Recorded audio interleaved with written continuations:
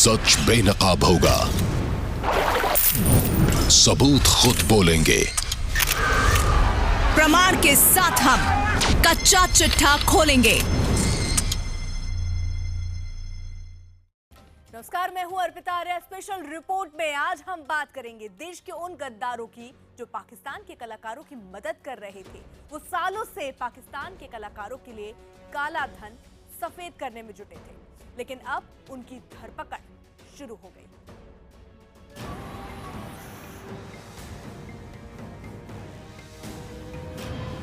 घिर गए नमक हराम, फंस गए देश के गद्दार। ऑपरेशन नमक हराम का सबसे बड़ा असर, धड़ाधड़ चल रही छापेमारी, कस गया क्राइम ब्रांच आयकर विभाग का शिकंजा। भागते फिर रहे पाकिस्तानी कलाकारों के एजेंट,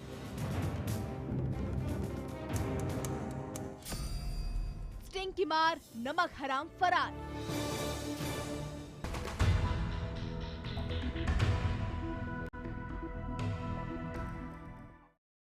तो हिंदुस्तान का नमक खाकर हमें ही लूटने वाले नमक हराम अब चैन से नहीं रह पाएंगे।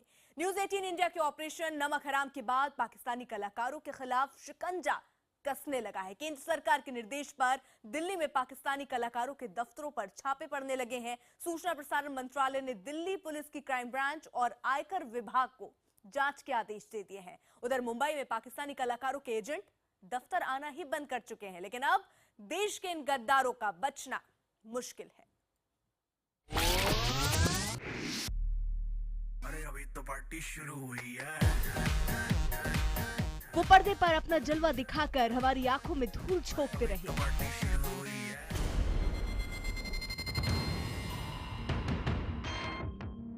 करे तेरा मेरे बगैर जीना लगे। अपने फन की जादूगरी दिखाकर हमसे अपनी असलियत छिपाते रहे।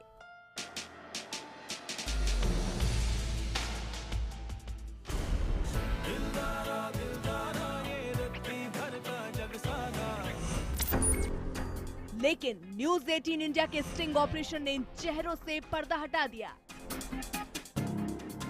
वही कह रहा हूँ, वाइट में प्रॉब्लम रहेगा तो हम परसेंटेज डिसाइड कर सकते हैं ना।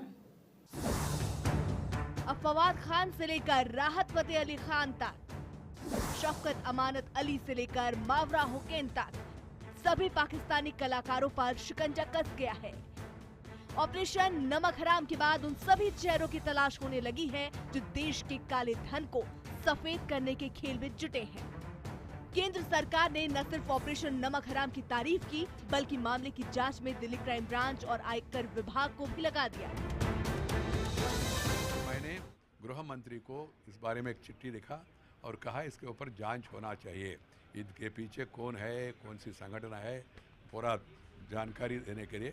और साथ ही साथ मैंने मेरा सचिव को आदेश दिया है दिल्ली पुलिस कमिश्नर के सामने भी शिकायत दर्ज करके पूरा इसका डिटेल्ड इंक्वायरी हो जाए।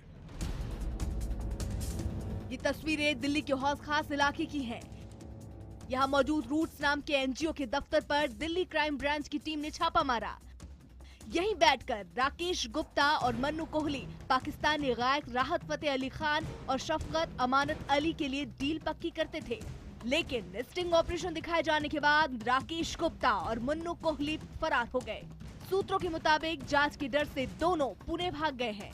फिलहाल क्राइम ब्रांच की टीम अलग अलग ठिकानों पर छापेमारी कर इनके काले कारोबार से जुड़े दस्तावेज खंगाल रही है। पाकिस्तानी कलाकारों पर दिखाए गए न्यूज 18 इंडिया के स्टिंग ऑपरेशन का बड़ा असर हुआ है और दिल्ली पुलिस, क्राइम ब्रांच और इनकम टैक्स ने धरपकड़ शुरू कर दी है उन लोगों की जो पाकिस्तानी कलाकारों के साथ जुड़े हुए थे।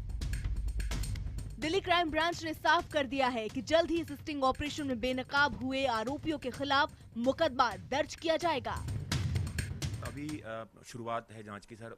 जाहिर तौर पर मुकदमा भी इस केस में दर्ज हो सकता है आने वाले वक्त में सर। हाँ बिल्कुल हो सकता है, और जो एविडेंस आएगा अकॉर्डिंगली, जो सेक्शंस या जो धारा या एक्ट लगेंगे, अकॉर्डिंगली हम लीगल एक्शन उस पर लेंगे। हलचल सिर्फ दिल्ली में ही नहीं है, मुंबई में भी मौजूद पाकिस्तानी कलाकारों के मैनेजर सकपकाए हुए हैं। ऑपरेशन नमक हराम में दिखने वाले माधव मेहता ने दफ्तर आना बंद कर दिया है।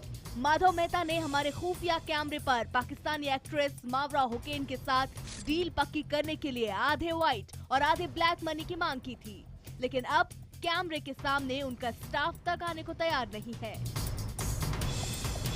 ये माहिरा हक्कन का ऑफिस है, जो मैनेजर हैं वो उनका ऑफिस है।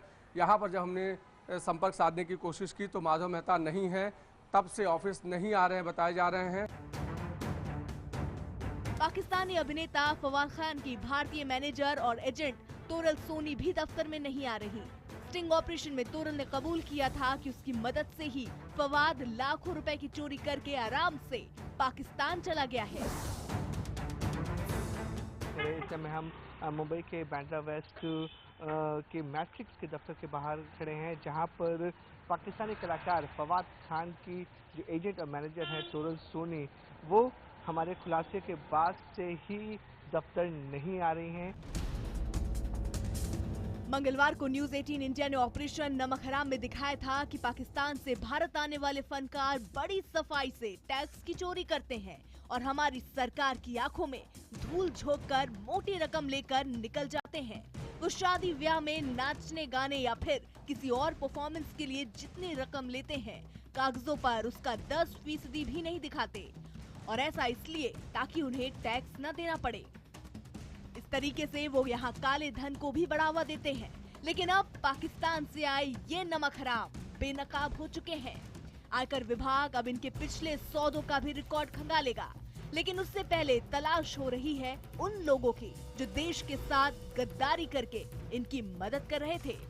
मुंबई से विवेक गुप्ता, अभिषेक पांडे के साथ जावेद अख्तर और आनंद तिवारी, दिल्ली, न्यूज 18 इंडिया। गायक राहत फतेह अली खान की गायकी के मुरीद हिंदुस्तान में करोड़ों हैं, लेकिन उनके चाहने वालों को राहत की उस हकीकत का जरा भी अंदाजा नहीं था जो उन्होंने न्यूज 18 इंडिया के स्टिंग ऑपरेशन में देखा। राहत फतेह अली खान के भारतीय मैनेजर ने हमारे कैमरे के सामने उनकी असलियत बयां की। दिल तो बच्चा है जी, थोड़ा कच्चा है जी, दिल तो बच्चा है जी। काश ये दिल थोड़ा सच्चा भी होता और बता पाता कि इस काले दिल की असलियत क्या है। करे तेरा मेरे बगैर जीना लगे। आवाज की जो खलिश सीधे दिल में उतर गई, उसका फरेब आज नजरों से भी गिरा देगा। राहत फतेह अली खान पाकिस्तान के सबसे बड़े गायक।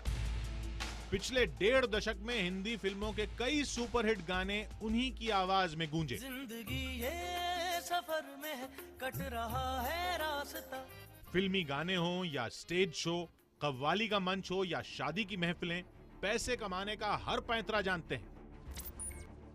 राहत के लिए एक डील हमारे पास भी थी।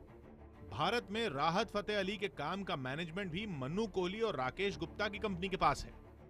अब तो बड़ी मुश्किल से राहत से ली, राहत साहब से बात हो गई। हाँ, बात हो गई थी उससे। तो वो तो कह ही रहा था कि भाईजान आपसे क्या दिक्कत है, आपको तो कोई दिक्कत ही नहीं है। तो अब प्रॉब्लम सिर्फ ये है कि हमें वीजा भी तो मिलाना है इसका। गुप्ता जी बता रहे थे कि राहत साहब 17 दिसंबर को खाली हैं और शादी के कार्यक्रम के लिए भारत आने को तैयार हैं। मुश्किल वीजा को लेकर है, लेकिन डरने की बात नहीं, क्योंकि भारतीय हाई कमीशन में उनकी पक्की सेटिंग है। अब ये है कि राहत का हमने उसने तो हाँ कर दी, अब हम मैसी से बात कर रहे हैं। अच्छा, जो हाई कमिश्नर है उसने तो मना कर दिया। अच्छा, मैं पहले आपको बता दूं, उसने मना कर दिया। तो ठीक है, उसके बाद दोबारा से जब उससे बात करी, क्योंकि हमारे तो रिलेशनशिप है उनसे, तो उन्होंने कहा बात कर लो डिप्टी हाई कमिश्नर से। ओके, ये जो इशू करते हैं अच्छा दोस्त है। अच्छा, बात करी, उसने कहा मुझे पता कर लेने दो कि है क्या इशू, ठीक है, और एक ये चेक कर लेने दो मिनिस्ट्री ऑफ होम अफेयर्स ने मना तो नहीं किया हुआ, एक्सटर्नल अफेयर्स ने मना नहीं किया हुआ। बात पक्की हो चुकी थी, राहत साहब खाली भी थे, वीजा की सेटिंग भी हो रही थी, मुद्दा बस पैसों का था। गायक बड़े हैं, इसलिए पैसे भी उसी हिसाब से मांगे गए। रेट तो 65 है ही है, 65 लाख। वो शादी कम करता ही नहीं इससे, ठीक है। अच्छा, इसके अंदर हमें भी कुछ नहीं देगा वो, मैं पहले ये बता दूं आपको बात। अच्छा, हमें नहीं कुछ देता वो इसमें, ये उसका रेट है। यानी 2 घंटे गुनगुनाने के 65 लाख रुपए। अब बारी थी ये जानने की कि 65 लाख में कितना ब्लैक और कितना व्हाइट। राहत साहब का अगर होता है एग्रीमेंट तो उसका कितने में हो जाएगा सर? 25-30 लाख में कर लेंगे और क्या है, ज्यादा हो जाएगा सर ये तो। 65 लाख अमाउंट भी तो मोटा है। नहीं, 20-25 लाख का कर लेंगे ना इस पे। 20 लाख तक? 20 लाख मतलब जेन्युइन शो कर देंगे कॉन्ट्रैक्ट में।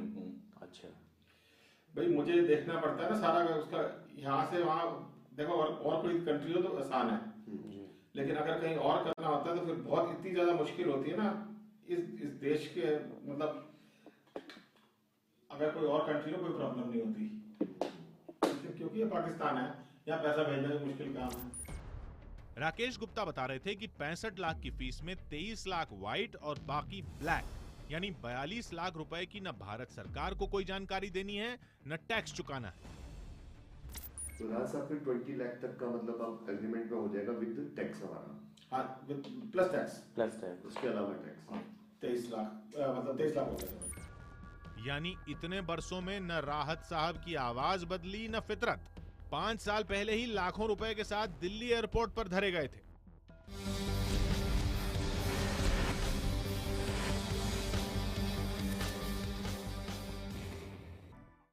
देश के सामने पहली बार एहसान फरामोश पाकिस्तानी कलाकार बेनकाब हो रहे हैं। ऑपरेशन नमक हराम से उनकी असलियत सबके सामने आने से क्राइम ब्रांच और आयकर विभाग जो है उन पर शिकंजा कसने अब लगे हैं। दिल्ली में छापे मारकर शफकत के भारतीय मैनेजर को घेरने की कोशिश हो रही है। आपको दिखाते हैं कि कैसे ये एजेंट शफकत की चोरी में साथ दे रहे थे।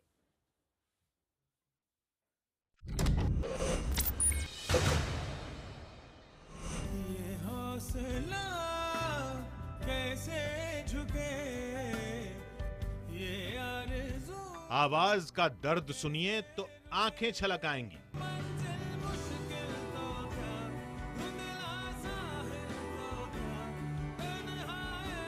लेकिन सीने का फरेब देखेंगे तो रो ही पड़ेंगे आप।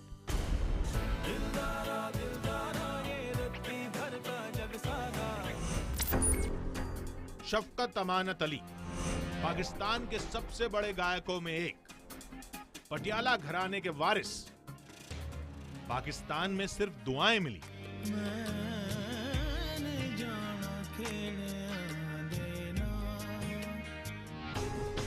मगर हिंदुस्तान में सलाम भी मिला। हिंदी फिल्मों में 50 से ज्यादा गाने मिले।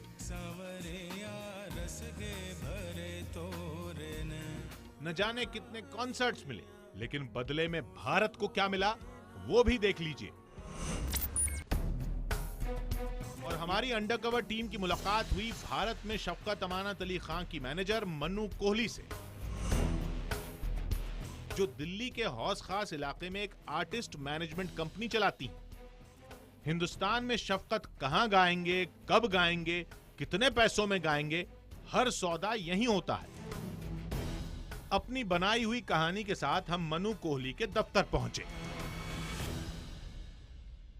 हमारे जो ऑनर है मिस्टर अग्रवाल, उनकी बेटी की शादी है, 23 दिसंबर की शादी है। 23 दिसंबर जी। उसके अलावा 3-4 फंक्शंस हो गए, मेहंदी, सेरेमनी, बिफोर 23 जी। उसमें हम शफाकत को चाह रहे थे लाने के लिए जी। धंधे की बात शुरू हुई और हमें बताया गया कि शादी की महफिल में सुर सुजाने की कीमत कितनी होगी। So what is his fee for a private show is 25 lakh plus service tax.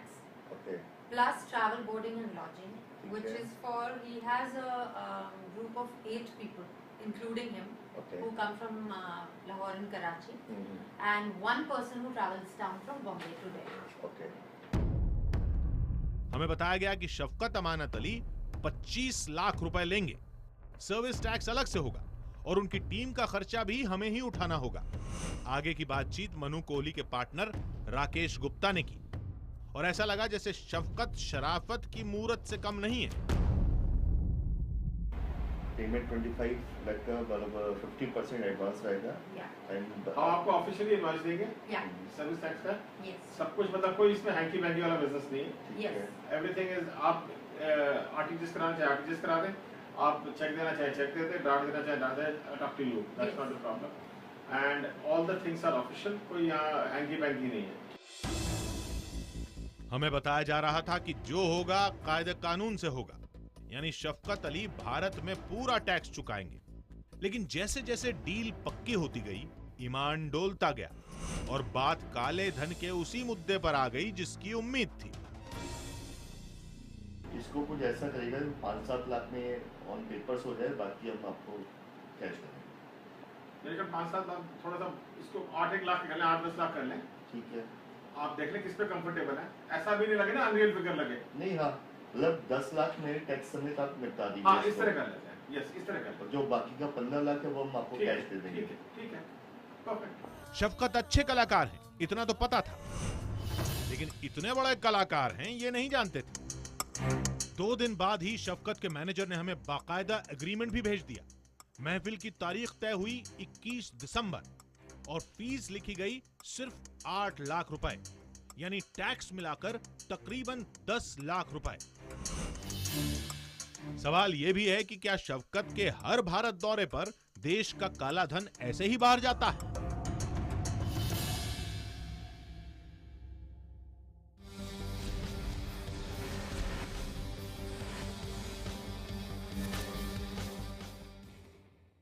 Special report में आज इतना ही।